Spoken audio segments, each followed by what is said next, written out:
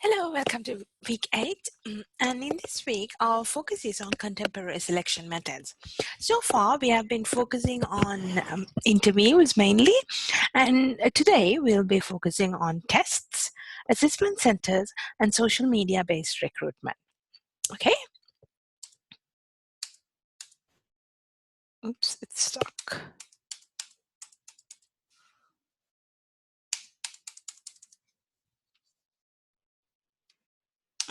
Okay, sorry about that.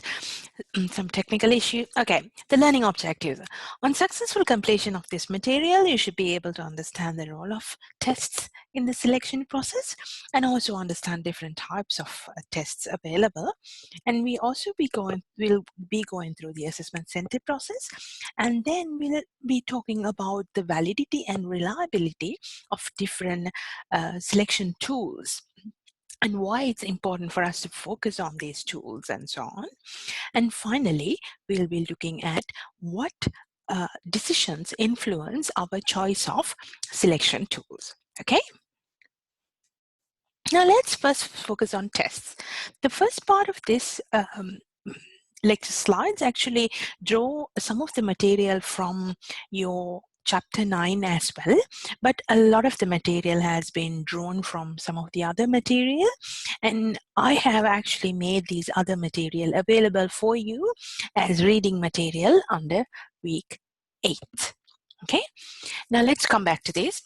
There are a variety of tests available, and you may have already done some of the tests such as personality test. Even though you have not done those tests in job context, you may have done it in your other units of study such as organizational behavior. So these personality tests assess personality traits that are relevant to job performance. And then depending on the nature of the job, there can be integrity tests as well. For example, if you are working in banks or in financial sector where you are dealing with a lot of money, other people's money, integrity is more important. So therefore, there can be tests to check your honesty, trustworthy, dependability, reliability, and so on. And other tests may involve some job-related competencies as well. Now, there can be tests to check your intelligence, attitude, aptitude, and even physical tests. So we'll be looking at some of these tests in detail in the forthcoming slides.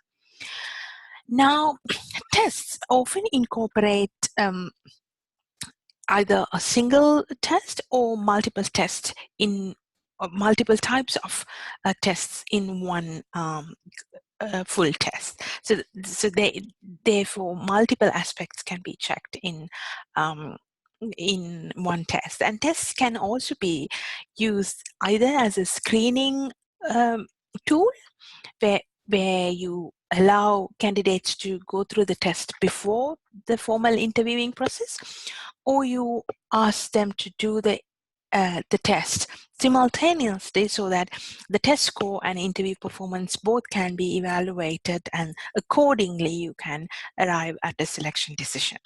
Okay.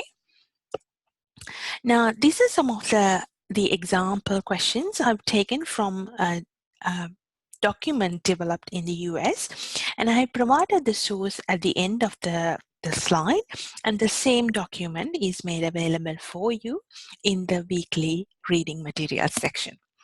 Now, if you look at these, you would see that there are multiple types of tests: a verbal test, numerical ability test, a reasoning ability test, where you will have to figure out the next number in a sequence of numbers, and then the reading ability test, where you have to read and comprehend and understand and answer some of the questions. So these may be requirements for a job, and remember, you are creating tests or developing tests only to assess competencies that are required for a particular job. We are not just giving tests for the sake of giving tests. Okay. And some of the other tests may include some of the job knowledge related tests, where you ask job related knowledge. And personality tests may involve these kind of questions where, depending on the answer that you provide, the assessor can actually have a judgment of your personality. And then integrity tests. As I mentioned earlier, in certain jobs, integrity is really important. Therefore, they want to test your dependability, trustworthiness, and honesty. So these are some of the tests. And some of the physical fitness tests may involve allowing and asking you to run a kilometer or lift a particular weight and do some push-ups or repeats and things like that.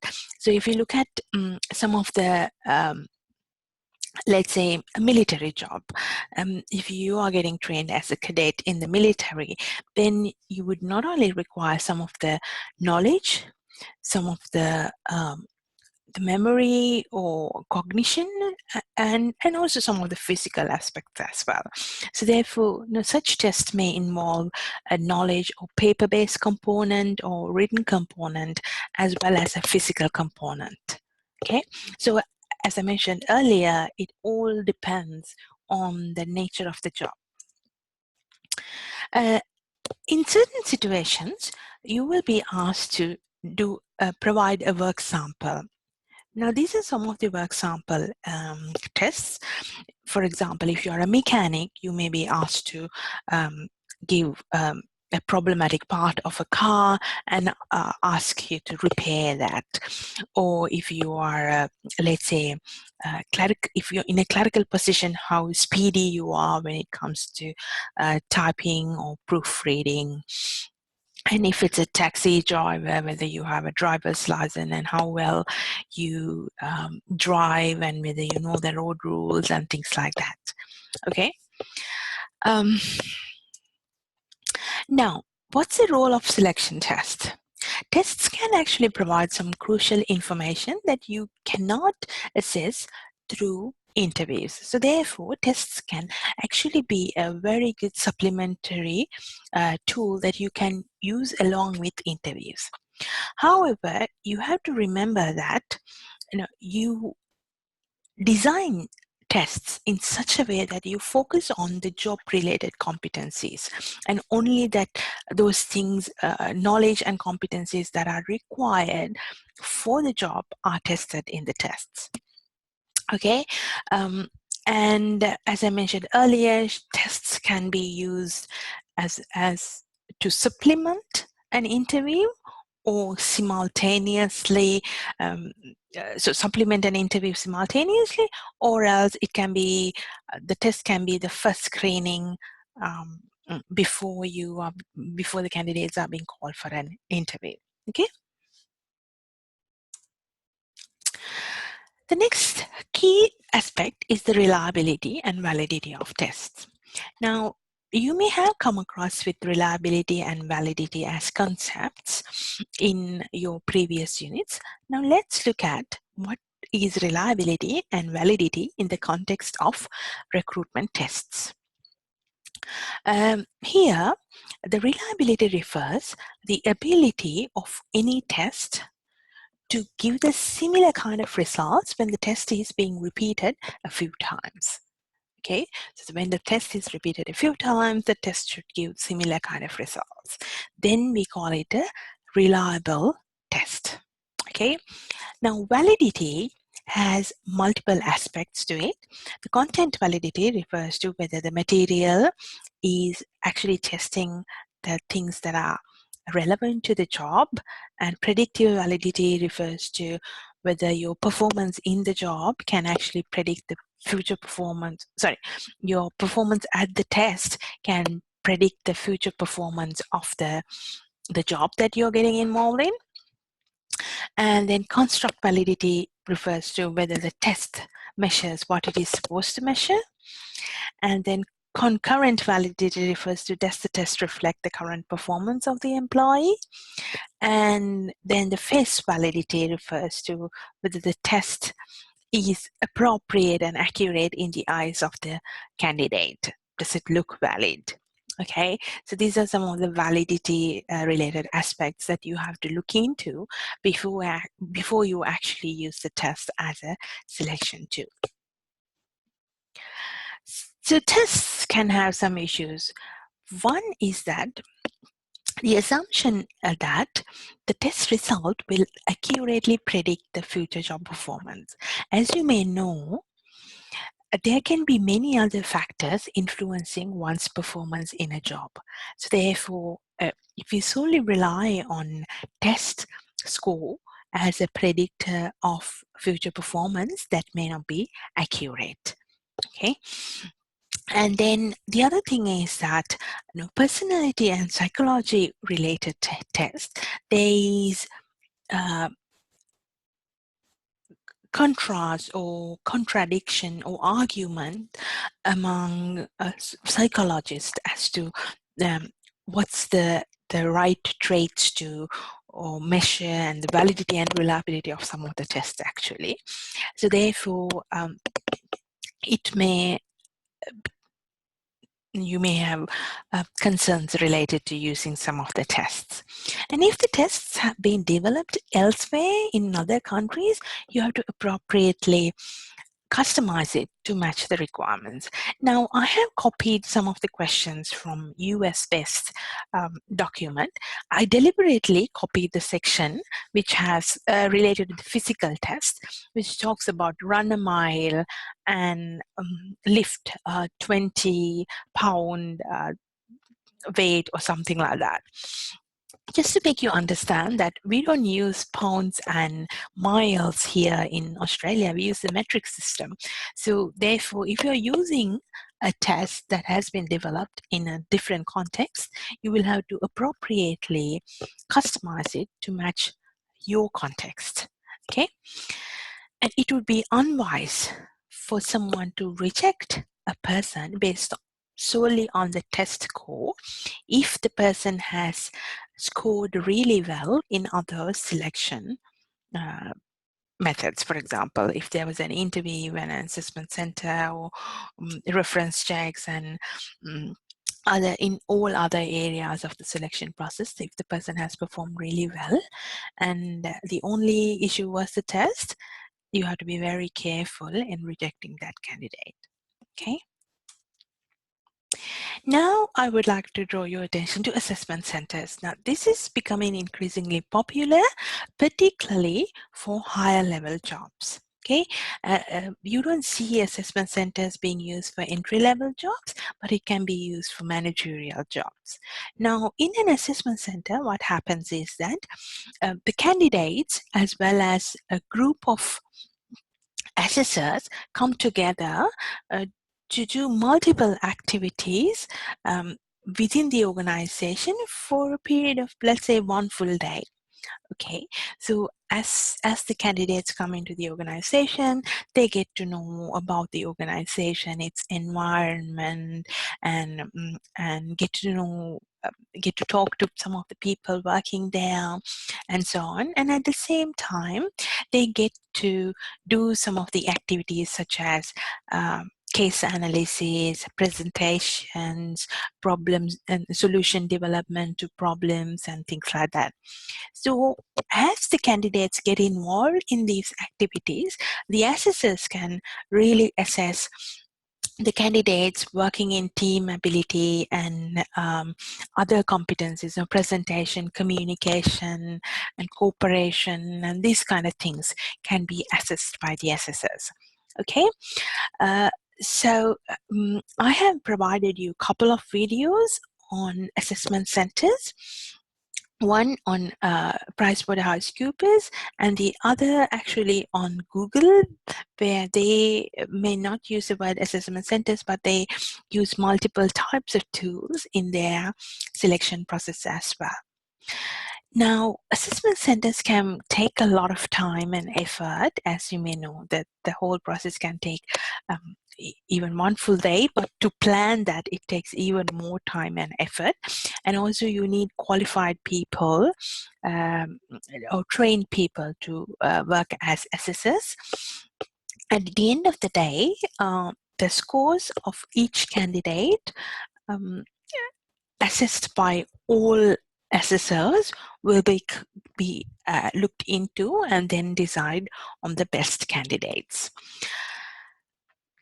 if you handle an assessment center well, it can create a really good and positive image in the candidate's mind. Okay, because it's a two-way process where the candidate gets to know about the organization as well as the organization gets to know about the candidate. So by professionally handling the assessment center, the candidate actually get a good or positive image about the organization, which can really influence the employer brand of the organization. The other commonly used method in selection is a social media. I know that we discussed the use of social media in advertising vacancies, but here what we are looking at is use of social media for the purpose of selection. Now, in organizations, you see that certain organizations actually look for social media, what people communicate in social media before they finalize their selection decision. For example, in 2013, this report done in USA, it's based on a survey done in USA, they found that 44% of the organizations have rejected applicants for talking bad things about their current employer in social media outlets such as Facebook, Twitter, and so on. Okay, and they also found that around 30% of the organizations have rejected candidates for using inappropriate language in social media. And also around 17% of organizations have rejected candidates for expressing too much information in social media. So it's very interesting. And it's this survey was done in 2017, but now the social media use has even more increased. So it would be interesting to see how it is and how it is in Australian context. However, there's potential risk of um, getting, candidates getting discriminated, and also some legal consequences as a result. So you have to be very careful as an organization when you are using social media in the selection process. Now, I've taken this comparison based on a survey conducted by CIPD, that stands for actually Chartered Institute of Personnel Development. It's the RE-like body in the UK. So they run a survey every 2 years. So I have provided you this table which compares how popular certain selection methods are among organizations in the UK. Okay, so you can compare that. And interestingly, online tests have not been used in 2011, but now it's been used. Okay, so you can carefully study this. Right. Now, this is another comparison which talks about the validity and the associated risks and the applicant responses related to different types of selection tools. Now, let's look at some of the tools such as a structured interview. Validity seems very high, then the possible adverse impact can be quite low. The costs can be quite high because of the time and also the involvement of personnel and all that. And it can create a more favorable image or attitude or feeling experience for the candidate or the applicant. If you look at an assessment center, the validity can be moderate to high, it says, and adverse impact can be low to moderate depending on the exercises that you implement and the overall experience that you give to the candidate. And as a result, your applicant may have a favorable or a more favorable feeling about the overall experience as well. But remember, it can be very, very costly as well. Okay, so this is a nice comparison. So this is for your understanding. You can compare different methods or tools and see how valid it is and how costly it is, and then decide which would be the appropriate selection tools for your organization. I earlier mentioned that there can be multiple factors influencing the decision of the choice of particular selection tools. One is the accuracy. So what's the level of accuracy that you require? So depending on that, you can either use one tool, such as an interview, a structured interview, or use multiple tools. If you are very serious about the accuracy, you should ideally be using multiple tools in the selection process. But of course, it can be costly then. And the other one is the level of the vacancy. If the vacancy is at an opening entry level position, then the amount of resources that you're going to invest may be lower. Okay, and if it's at a higher position, then you're going to invest a lot more, and you will go for methods like assessment centers in the selection process. And then the cost. Okay, how much are you going to invest in this process? How much can you bear? So depending on that, if you don't have much of a budget, you may have to go for simple tools like tests and interviews. But if you have a larger budget, then what other methods that you can go for? Okay.